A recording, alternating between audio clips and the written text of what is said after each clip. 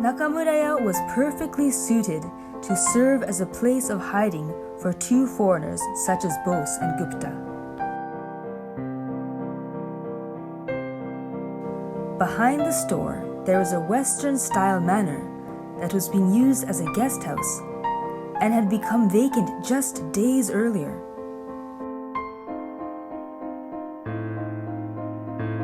It had a kitchen and a washroom and was the sort of place where one could live comfortably.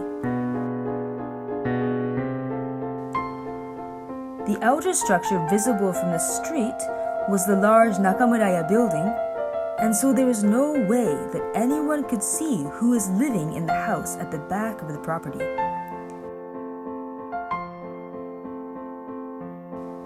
Even if someone did happen to inquire, it could simply be said that the store employees were living there.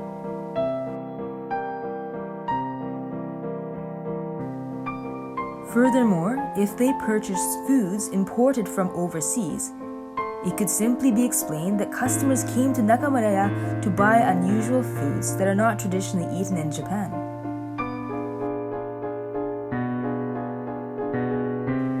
The Somas and their employees were as close as family, and so there was absolutely no concern that the secret would be leaked. Moreover, Kokko could speak English, so there was not even any problem with communication.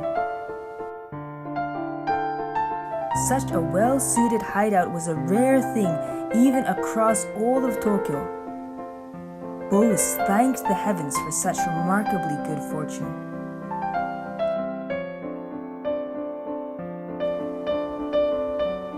Bose, who in this vast world had lost any place to call his home, from this day forward received parental love from Aizo and Kokko.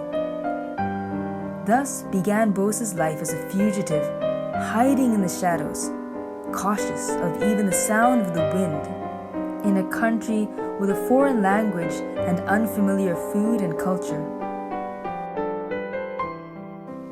This was just under 6 months after arriving in Japan, when Bose was 29 years old.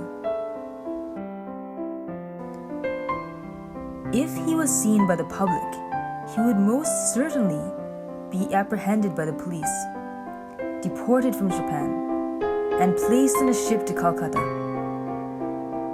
Bose's precarious situation was such that if he were to leave Japan, he could expect to be killed one way or another at any given time. In order to secure Bose's safety, it was all the more important that Aizo, Kokko, and their employees continue working from morning till evening, just as if he were not there at all.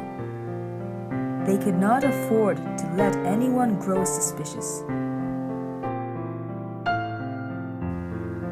Bose kept the windows and doors closed at all times, and he had no choice but to live as though he were a ghost in a haunted house.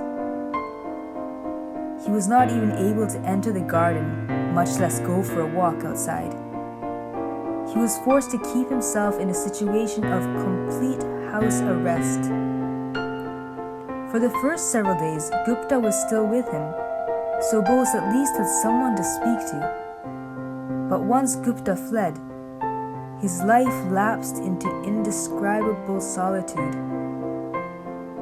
More than anything, it was Bose's love for his motherland that kept him going. He was determined to continue his fight for the independence of India.